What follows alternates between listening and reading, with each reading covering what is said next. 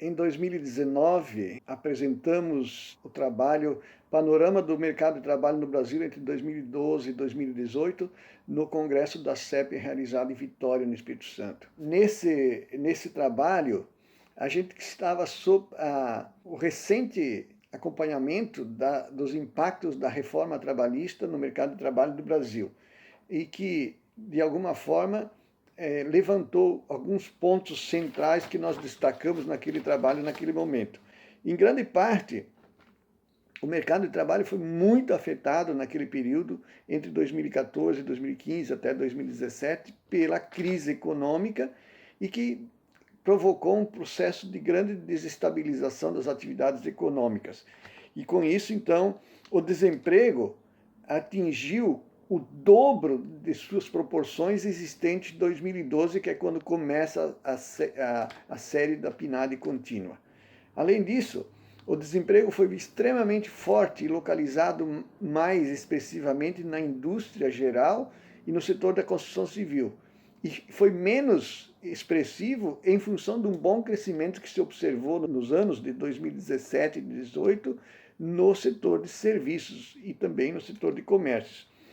Mas a situação mais geral que tivemos naquele período foi o agravamento das condições do mercado de trabalho, né, e que a falsa promessa da reforma trabalhista, ao contrário do que se propalava e se propagandeava pelo país inteiro, sobretudo por alguns segmentos empresariais, levou a um processo de expansão do desemprego e de precarização do mercado de trabalho. Esse é o cenário, então, que se sai da reforma trabalhista a partir do início do novo governo que toma conta do país a partir de janeiro de 2019. No início de 2020, elaboramos um novo artigo que se chama Impactos da Covid 2019 no mercado de trabalho do Brasil e que está publicado na revista Economia Política. Nesse artigo, então, a gente retoma a linha analítica do artigo anterior, mostrando um pouco as condições que se encontrava o mercado de trabalho no país anteriormente ao início da Covid e, fundamentalmente, tentando destacar os setores de atividade econômica que mais estavam promovendo o desemprego ainda naquele momento. Então, naquele artigo, a gente atualiza um conjunto de informações relativas ao mercado de trabalho de 2019, com base nas PNADs contínuas, e introduzimos os primeiros impactos da Covid-19 sobre o mercado de trabalho do Brasil, com base nos dados do primeiro e segundo trimestre de 2020. E com isso a gente então consegue atualizar as informações de discussão sobre o mercado de trabalho, cujos impactos da pandemia vão apenas aprofundar um problema estrutural que já vinha no mercado de trabalho desde 2014, cuja mostra principal é a manutenção de elevadas taxas de desemprego ao longo de todo esse período, as quais vão se aprofundar com o início da pandemia, conforme veremos na sequência. O artigo que nós estamos apresentando no INEP de 2021 tem como título Balanço dos impactos da pandemia no mercado de trabalho do país. O ponto de partida nosso nesse artigo ainda contém alguns pressupostos fundamentais em relação àquilo que nós já vimos fazendo em 2019 e 2020. O primeiro deles é que a crise sanitária promovida ou provocada pelo novo coronavírus, que começou no Brasil em fevereiro ou março de 2020, já encontrou o país numa situação muito debilitada, com uma crise econômica estrutural que estava em curso, que se prolongava desde 2014 e com pequenos indícios de recuperação econômica, haja visto que o PIB de 2017, 2018 e 2019 não passou de 1%, né?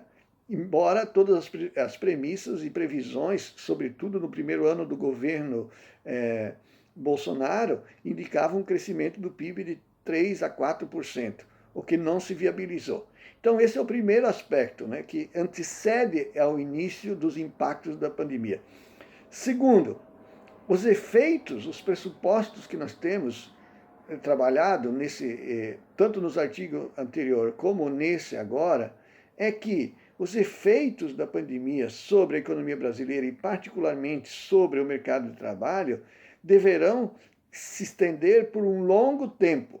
Ou seja, não vai ser aquela previsão inicial que o ministro Paulo Guedes até trabalhava com 3 a 4 meses, né? Ao contrário, nós vamos ver o quê? Que os problemas estruturais que já existiam e que estavam em curso no mercado de trabalho no Brasil, eles vão se aprofundar mais ainda com a pandemia, e isso já é evidente do ponto de vista da elevação das taxas de desemprego que nós estamos tratando nesse artigo. Terceiro ponto, ainda no ano de 2020, alguns aspectos ficavam claros. Primeiro, o ajuste sobre o volume de desemprego, ele se expandiu a partir do momento que a crise que já estava em curso é aprofundada pela pandemia e leva as empresas a fazer um conjunto de ajustes estruturais, sobretudo no sentido de reduzir custos de produção. Os impactos sobre a dinâmica e a exploração dos postos formais de trabalho vão sofrer não só os impactos da Covid, mas os impactos que já estão em curso e os impactos que se somam àquilo que já estava em curso. E isso nos revela, então, que a saída dessa crise é uma dificuldade enorme do ponto de vista de olhar no tempo e perceber que essas saídas exigem medidas estruturais de médio e longo prazo, e não como aquilo que o governo vem fazendo a conta-gotas. Por exemplo, quando ele lança um programa de preservação do emprego por um período de 3 a 4 meses em meio a uma pandemia. Ou então, quando ele se propõe a fazer reformas estruturais que caminham exatamente no sentido contrário de tudo aquilo que está sendo indicado pelas organizações internacionais, a exemplo do Fundo Monetário Internacional, do Banco Mundial, da OCDE e outros. Antes de apresentar algumas informações gerais sobre os impactos da pandemia no mercado de trabalho a partir do mês de fevereiro e março de 2020, é importante a gente observar como estava a situação do mercado de trabalho do Brasil exatamente no início do ano 2020, às vésperas da pandemia no país.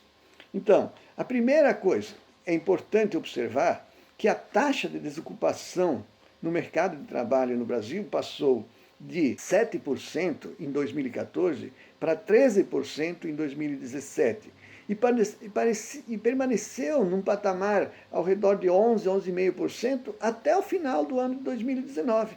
Ou seja, esses indicadores mostram que o mercado de trabalho no Brasil já vinha operando com uma alta taxa de desocupação da mão de obra. E isso só foi agravado, então, pela pandemia. O que nós não podemos cometer o equívoco de achar que a situação de desemprego e de desocupação do mercado de trabalho é um reflexo apenas da pandemia. O que nós estamos dizendo aqui é que existia uma condição prévia que fez com que aqueles problemas estruturais já existentes há muitos anos no mercado de trabalho no Brasil, eles foram potencializados pela crise de 2014 a 2016 e mais ainda agora pela crise sanitária. O segundo aspecto é que no início da pandemia, ou previamente à expansão da pandemia no Brasil, o volume de pessoas desalentadas, ou seja, aquelas pessoas que desejavam ou desejariam trabalhar, mas por algum motivo não foram ao mercado de trabalho procurar trabalho, aumentou fortemente a partir de 2015, atingindo quase 5 milhões de pessoas no início do ano de 2020. O terceiro aspecto importante, a taxa de subocupação, ou seja, aquela insuficiência de horas trabalhadas, que as pessoas poderiam trabalhar, por exemplo, 40 horas, nós só encontramos trabalho para 20, ela passou de 5% no ano de 2014 para mais de 7% no final de 2019, início de 2020. O terceiro aspecto diz respeito à concentração dos postos de trabalho que estavam em curso anteriormente à crise da Covid-19. Ou seja, nós vimos que ao longo dos últimos 8, 10 anos, houve uma migração forte do emprego dos setores da indústria geral, indústria de formação, construção civil e até mesmo da agricultura, em direção ao setor de serviços e de comércio. E isso nós vamos tratar fortemente depois na análise dos impactos, porque é sobre esses setores, então, que recai uma parte expressiva dos impactos da Covid no mercado de trabalho. E, obviamente, que dada a expressão desses setores em termos de participação no conjunto do trabalho no país, os impactos vão ser bastante fortes, né?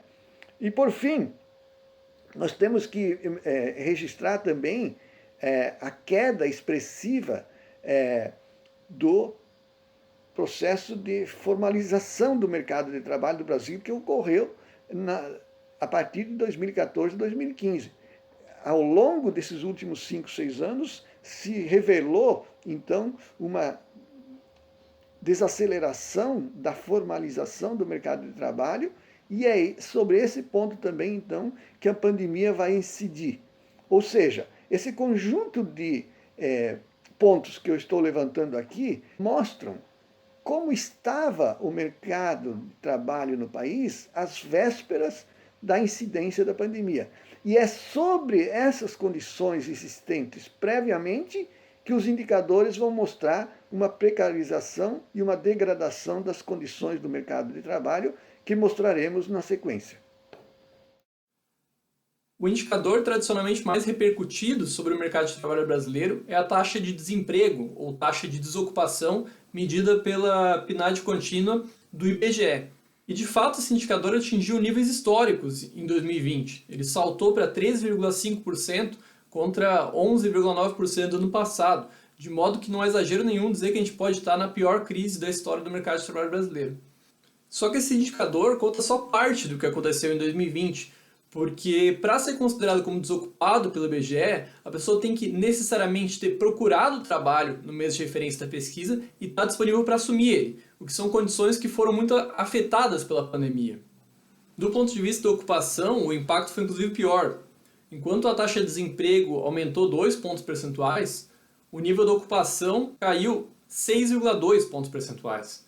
Com isso, pela primeira vez na série histórica, menos da metade da população em idade ativa estava efetivamente trabalhando no país. Isso acontece porque o Brasil perdeu ocupações em nível inédito em 2020. Com os impactos da pandemia, entre março e julho de 2020, foram perdidos 14 milhões de postos de trabalho no Brasil.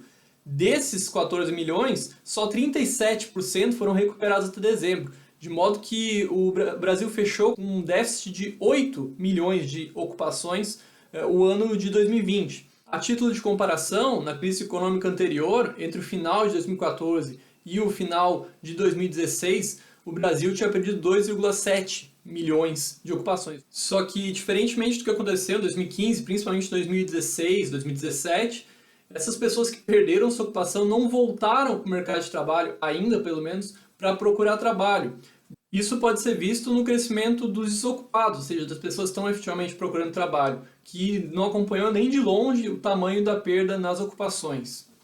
Com isso aconteceu um fenômeno muito atípico no mercado de trabalho brasileiro, porque essas pessoas não foram procurar emprego e saíram do mercado de trabalho. A gente estimou que cerca de 10 milhões de pessoas saíram do mercado de trabalho entre o primeiro e o segundo trimestre de 2020 no Brasil. Desses 10 milhões que saíram, apenas cerca de 4 milhões voltaram. Então o Brasil fechou 2020 com 6 milhões de pessoas a menos na força de trabalho do que tinha em 2019. Com isso, a taxa de participação na força de trabalho caiu dos 61,9% que se encontrava no final de 2019 para 56,8% no final de 2020.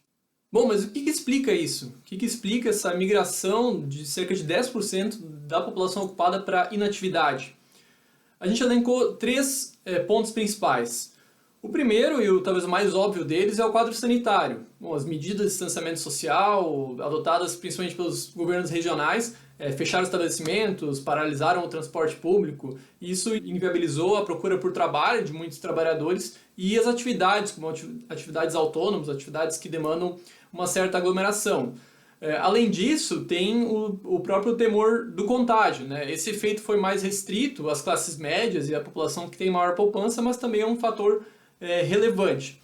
O segundo fator seria propriamente a baixa oferta de trabalho. Esse talvez seja o mais significativo deles, né? Em 2020, o componente da demanda do PIB que mais caiu foi o consumo das famílias. Isso tem uma relação direta com o emprego no curto prazo.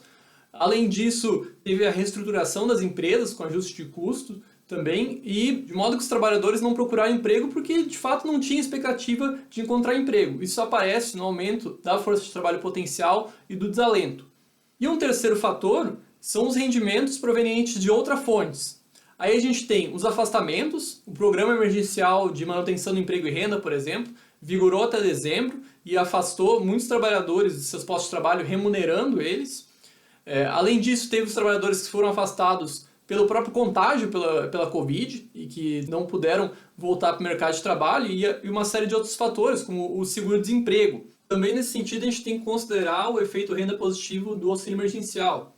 Ele complementou a renda de uma série de famílias, diminuindo o ímpeto de retornar ao mercado de trabalho, principalmente no caso das mulheres, que tiveram suas jornadas sobrecarregadas com o trabalho doméstico, com um monte de atividades que foram internalizadas para o domicílio durante a pandemia. Além desse processo de saída massiva do mercado de trabalho, outro fator muito atípico durante a pandemia foi a redução das jornadas de trabalho. No período mais agudo da crise da Covid-19, no segundo trimestre de 2020, a proporção das jornadas médias efetivamente trabalhadas ficou 22% abaixo das habituais. Isso se deu principalmente por causa do afastamento dos trabalhadores, além daquelas reduções parciais. A gente estima que cerca de 9 milhões de trabalhadores estavam tecnicamente ocupados, segundo a PNAD, nesse trimestre, mas estavam efetivamente afastados por causa de algum fator relacionado à pandemia. Notem que o comportamento atípico desses dois indicadores atenuam a taxa de desemprego. A redução das jornadas, por um lado, faz com que mesmo que o trabalhador receba pouco por ter trabalhado pouco, ele continue sendo considerado como ocupado, e a saída da força de trabalho faz com que não haja uma pressão no desemprego, mesmo diante da perda de ocupações. Daí, para compensar o efeito desses fatores sobre a atenuação da taxa de desemprego oficial, a gente trabalhou com um cenário que foi o seguinte: a gente considerou que toda a perda da jornada de trabalho tivesse se convertido em perda de ocupações, ou seja, a jornada de trabalho tivesse permanecido numa média fixa e tudo passasse para a desocupação. Além disso, a gente considerou como se todas as pessoas que tivessem perdido sua ocupação no período tivessem permanecido no mercado de trabalho na condição de desocupados, ou seja, se a força de trabalho tivesse permanecido fixa. Com esse cenário, a gente projetou uma taxa de desemprego oculto pela pandemia que chegou a 35% no segundo trimestre de 2020. Essa taxa cai no período seguinte com a normalização das jornadas de trabalho. Só que o processo de reincorporação dos trabalhadores inativos para os seus postos de trabalho, ou seja, a recontratação, só no quarto trimestre de 2020. Ainda assim, no final do ano, a taxa de desemprego calculada por essa metodologia ainda era de 18,9%, ou seja, cerca de 5 pontos percentuais acima da oficial. Feito isso, a gente tenta qualificar onde se deu mais essa perda da ocupação, a começar pelo setor de atividade econômica. A gente notou que os setores mais atingidos foram principalmente aqueles relacionados aos serviços prestados às famílias. Em termos relativos, a maior queda, por óbvio, por causa das medidas relacionadas ao distanciamento social, foi o setor de serviços de alojamento e alimentação. Em seguida, apareceu o serviço doméstico e depois os outros serviços, que são serviços pessoais, em geral. Depois apareceu o setor de transportes, aí então o comércio, a indústria e a construção. Sendo o comércio, a indústria e a construção três setores bastante representativos, eles puxaram, em grande medida, a queda do emprego nesse período. Entre os setores menos atingidos, tem duas exceções, basicamente, que é a administração pública, por causa da estabilidade de seus empregos e por causa do setor de saúde, que está incluído nesse grupamento, que também foi mais demandado no período, e a agropecuária, que foi menos atingida pela pandemia. Já em análise das posições da ocupação, a gente nota que os mais prejudicados foram os trabalhadores inseridos em posições mais flexíveis. Principalmente ali no começo da crise, primeiro e segundo trimestre de 2020, houve uma perda muito intensa de ocupações entre os trabalhadores domésticos, os trabalhadores por conta própria, principalmente sem CNPJ, os empregados no setor privado sem carteira de trabalho assinada e mesmo o dono de pequenos estabelecimentos comerciais e de serviços. Por outro lado, os trabalhadores formais, que são mais protegidos, eles tiveram uma queda mais gradual. Já no período de retomada, incipiente, ali no terceiro trimestre, ela foi puxada pelos trabalhadores por conta própria sem CNPJ, principalmente localizados nos serviços pessoais. Isso indica uma retomada como estratégia de sobrevivência, porque essas pessoas realmente não têm proteção social para subsistir sem renda do trabalho, por consequência elas são obrigadas a voltar para o mercado de trabalho. Por outro lado, tem um dado preocupante, que é a lenta recuperação do emprego formal, principalmente do ponto de vista da indústria, do comércio e dos serviços prestados às famílias. Esses dados indicam que, ainda que a PNAD possa estar subdimensionando o emprego formal por causa do comportamento atípico dos indicadores, a taxa de não resposta, esses resultados apontam para uma retomada do emprego com um grande aumento da informalidade, ao contrário, inclusive, do que tem indicado os dados do novo CAGED. Por fim, nosso estudo ainda analisa a dinâmica dos rendimentos do trabalho no Brasil em 2020. Esses rendimentos podem ser analisados tanto do ponto de vista do que foi efetivamente recebido, quanto do que era habitualmente recebido. Com a enorme queda da população ocupada e das jornadas de trabalho, a massa de rendimentos efetivamente recebida, ou seja, a somatória de todos os salários e outras formas de remuneração recebidas por trabalho no Brasil, fechou o ano com uma queda de 10%, ainda isso no quarto trimestre de 2020. Um pouco menor foi a queda da massa de rendimento habitual, por causa que ela desconsidera, de certa forma, as jornadas de trabalho, mas ainda assim fechou o ano em 6,5%, uma queda também inédita na série histórica. Já o rendimento médio no Brasil apresentou um resultado aparentemente contraditório. Ele aumentou no período mais grave da pandemia, mas isso aconteceu porque as demissões ou as pessoas que não conseguiram mais trabalhar e perderam suas ocupações no período foram principalmente os trabalhadores mais pobres, principalmente localizados nas faixas de até meio salário mínimo e de 1 a meio salário mínimo. Com esse retorno ao mercado de trabalho puxado por obrigação pelas jornadas de trabalho mais baixas, o que sobrou no final do ano foi uma grande perda de ocupações nas faixas de 1 a 3 salários mínimos, principalmente, indicando que houve um arroxo salarial generalizado na economia. Mas apesar disso, a principal marca da pandemia em termos dos rendimentos do trabalho é o aumento exponencial das famílias que ficaram sem rendimento algum do trabalho. Considerando aquelas pessoas que necessitariam trabalhar, ou seja, ou que estão procurando trabalho, ou que não estão procurando trabalho, mas desejariam trabalhar, ou seja, a força de trabalho potencial, esse número de pessoas sem rendimento aumentou em quase 6 milhões ao longo de 2020, totalizando já 27 milhões de pessoas, ou 24,6% da força de trabalho ampliada. Considerando ainda aquelas pessoas que recebem até um salário mínimo, se chega a mais da metade de todas a força de trabalho ampliada do Brasil. E até 2 salários mínimos chega a quase 80% de toda a força de trabalho ampliada do país. A gente pode sintetizar as conclusões do nosso trabalho em 5 pontos. O primeiro é que esse nível de degradação, essa calamidade nacional que é vivida do ponto de vista do trabalho, não se deve exclusivamente à pandemia, mas sim também a um processo de longa deterioração das condições de trabalho e de vida no Brasil, mas que foi sim muito agravado numa intensidade inédita ao longo de 2020 pela pandemia. Segundo, o desemprego não refletiu uma queda que foi histórica do ponto de vista da ocupação, da perda de emprego. Porém, fechou-se o ano com uma massa de trabalhadores, de cerca de 6 milhões de pessoas, que ainda tem que ser alocada no mercado de trabalho, que ainda tem que voltar ao mercado de trabalho porque estão fora dele. Então, quando a gente escreveu esse artigo, a gente já estava, de certa forma, antevendo o que está acontecendo agora, que é um aumento do desemprego puxado pelo aumento da procura por trabalho.